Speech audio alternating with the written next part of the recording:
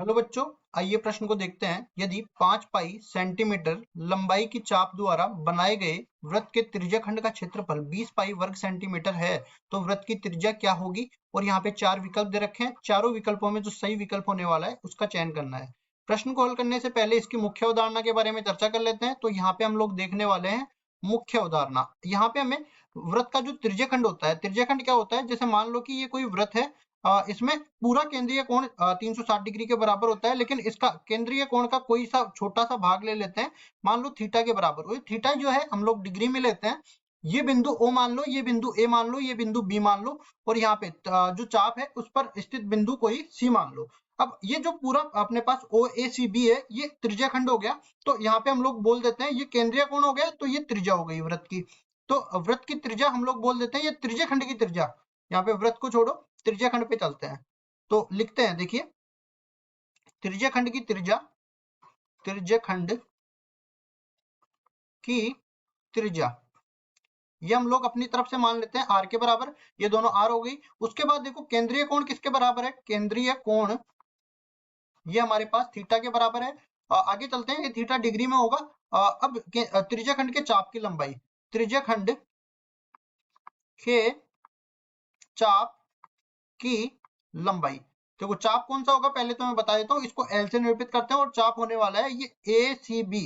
ये अपना पास चाप होने वाला है। इसकी लंबाई हमें किसके बराबर होगी, देखो पूरी परिधि 2 पाई आर के बराबर होगी। तो थीटा वाले भाग के किसके बराबर हो जाएगा, 2 पाई आर गुणा में थीटा बटा 360 डिग्री के बराबर हो जाएगा। उसके बाद में देखो त्रिज्याखंड, त्रिज्याखंड का क्षेत्रफल भी हम लोग देख लेते हैं।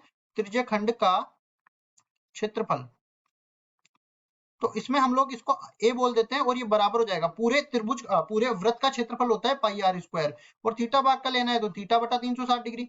अब देखिए यहाँ से हम लोग कुछ प्रतिस्थापन हम लोग यहाँ से कर सकते हैं। पहले तो दोनों जो सूत्र है उनको लिख लेते हैं। l बराबर में 2 पाई आर थीटा बटा 360 डिग्री के बराबर है, और इसको तो मैं समीकरण नंबर 1 नाम दे देता हूँ। और a बराबर में पाई आर स्क्वायर थीटा बटा 360 डिग्री के बराबर है।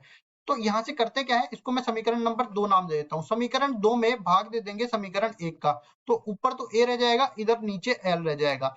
देखिए पाई से पाई कट जाएगा, पहले तो पूरे को लिख लेते हैं, पाई आर स्क्वायर गुणा में थीटा बटा 360 डिग्री, और नीचे हो जाएगा 2 पाई आर गुणा में थीटा बटा 360 डिग्री। जो कट रहा है उसको काट देते हैं। तो यहाँ से देख सकते हो आप थीटा बटा 360 डिग्री तो पूरा कट गया, पाई से पाई कट गया, एक आर से आर की घात 2 कट गई, और कुल मिला के ये आर बटा 2 के बराबर हो गया। मतलब एल को भी इस तरफ लेके जाएंगे तो ए बराबर में एल आर गुणा में एल आर बटा में 2 हो जाएगा। ये आ गया त्रिज्याखंड और चाप के त्रिज्याखंड का क्षेत्रफल और चाप के बीच में अपने पास संबंध हो गया।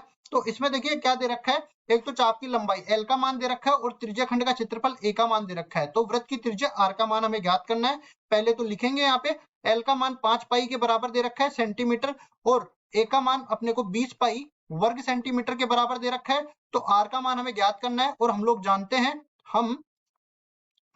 हैं क्या कि a बराबर होता है एल आर बटा में 2 के बराबर। सारा मान इस सूत्र में रख देंगे।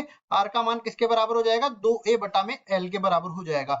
2 गुणा में a का मान किसके बराबर है, 20 पाई के बराबर है, नीचे l का मान 5 पाई के बराबर है। तो जो कट रहा है उसको काट देते हैं। तो यहाँ से हम देख सकते हैं पाई से पाई कट गया, और इसके बाद में 5 से ये 20 कटेगा 4 बार, और r का मान मिल जाएगा 4 दूनी 8 सेंटीमीटर के बराबर। तो त्रिज्या का मान केवल निकालना था जो कि 8 सेंटीमीटर के बराबर आ गया। अब देख लेते हैं कौन से विकल्प में दे रखा है। सी विकल्प में 8 सेंटीमीटर दे रखा है, तो सी विकल्प बिल्कुल सही उत्तर हो जाएगा। आशा करता हूं ये सवाल आपको समझ में आया होगा। धन्यवाद।